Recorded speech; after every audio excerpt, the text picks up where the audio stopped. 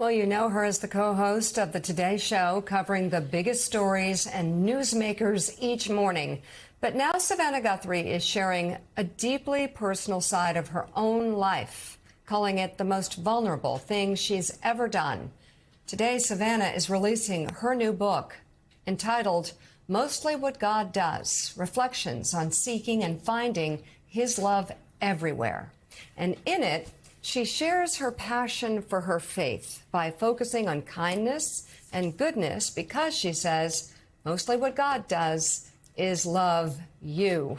And Savannah joins us now. It is so great to have you on for this book. I've been reading up on it and watching some of your events that you've done. And one thing that struck me right off the bat about your concept in this book and what you're looking for people to learn is at times when your faith is tested, at times of unspeakable loss, you say that's exactly when you need God. When people are questioning, well, how could you have faith?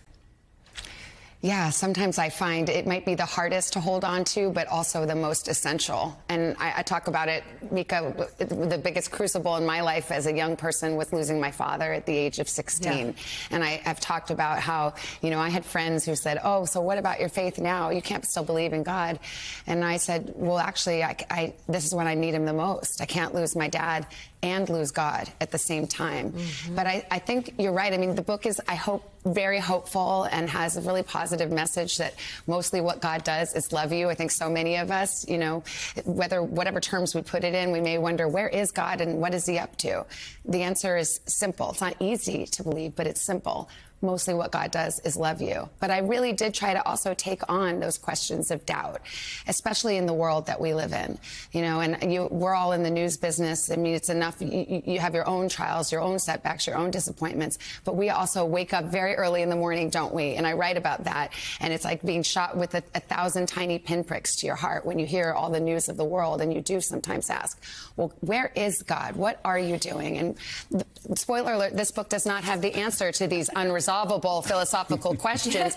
But what I do believe is that it's okay to ponder them, and that whether you come from a lot of faith or a lot of doubt, what God asks us is just to bring our whole selves to him authentically, and that you may not get an answer, not right away, not in this life, but you will get him.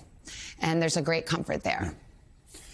Savannah, I've been so excited about this book. We share a similar background, and I learned that when we were sitting talking years ago, and I just said, holy, holy, holy, or something, made something, you go, number one in the hymnal. I'm like, oh my God. Page one. And it's page one. Yeah. And there are only a certain subset of people who know that.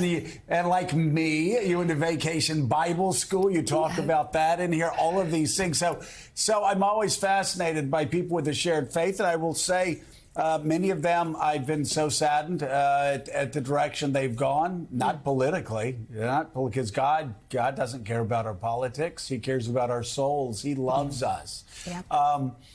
But you seem to get, for me at least, the core of the message that we were taught growing up, that God is love, that God loves you. So anybody that's watching out there, God is there. God loves you. He's not, Jesus said, I didn't come here for sacrifice.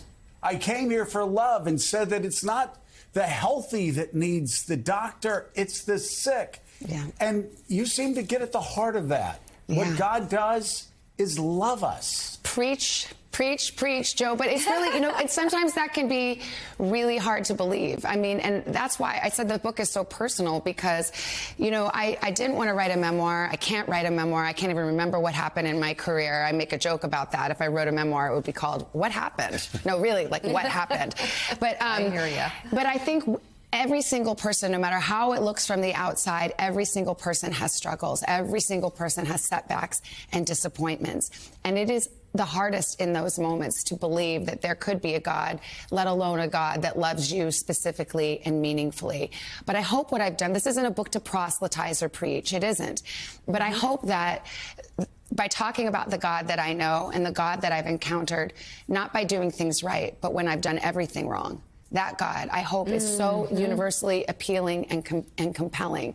You know, I obviously come from a certain faith background, number one in the hymnal, Holy, Holy, Holy, same as you, Joe. But I really hope that this is for anyone, that there's something that that is compelling and resonates with them, no matter if you bring a lot of faith, a lot of doubt, you're faith curious, faith sober, faith, what are they? I don't know what the terminology would be, but if you, come as you are. Is the message of the book, because I do believe that God loves us specifically. And the second part to that is that when you can truly feel that love, if you could really absorb it, like let it in, let it touch your soul, well, guess what? You wouldn't be able to contain it.